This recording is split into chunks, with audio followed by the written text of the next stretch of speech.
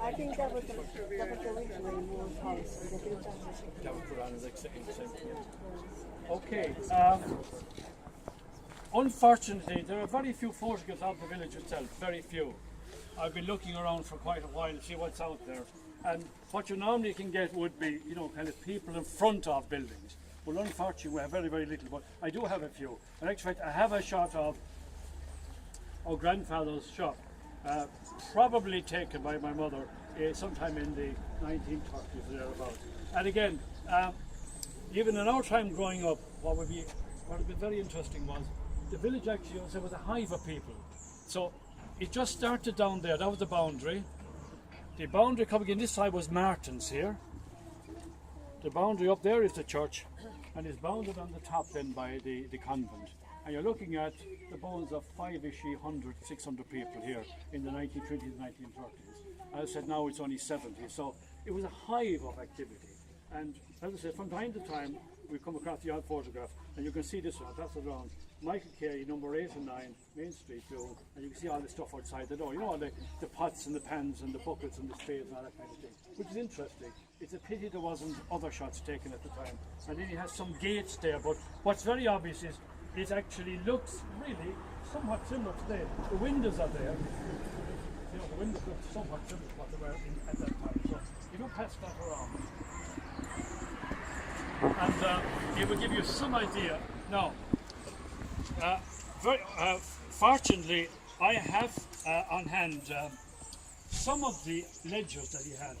They did survive. So I have some of his ledgers from the 1910s, 1920s. And I'm just going to give you a kind of a rough idea what you could buy in Doon in 1911 from Mick Carey. Now remember, he had the hardware, machinery he was importing in from England, and she had haberdashery, and she was doing that kind of thing.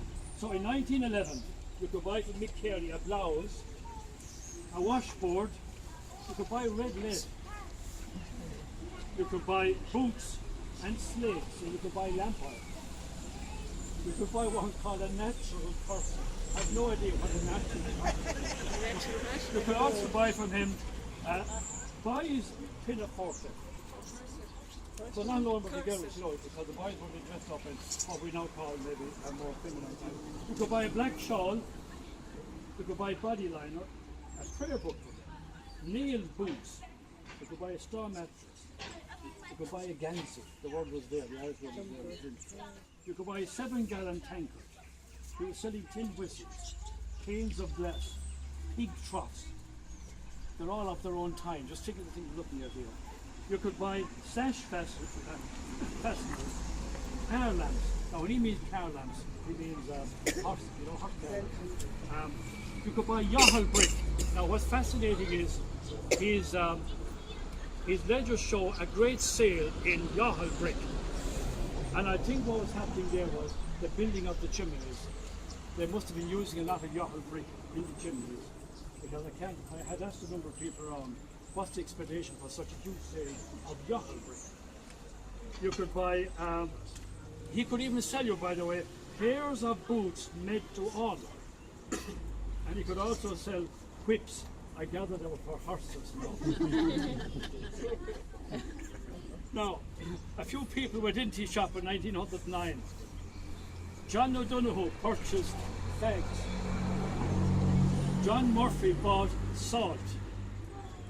And R. Keane bought distemper, and he also bought a straw mattress, 1909. And Ned Ryan Taylor went in, he bought shoes and lamp oil. And a James O'Neill went in, he bought gents' collars, a yard of cashmere, and he bought 3 pounds of mangoes. And John Donoghue, he bought pillows, he bought a basin, and he bought the glass whip. And a George Such was a chemist who actually had a shop at the top of the town. And Such was a little bit different from everybody else because he bought flower pots. He's a chemist, I remember. He bought a table, he bought a veil, he bought blue liners, and he bought colours.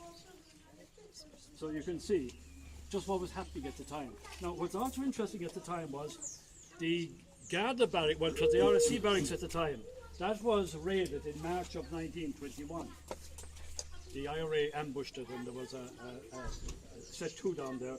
Nobody was killed, but the barracks was fairly well damaged and so on.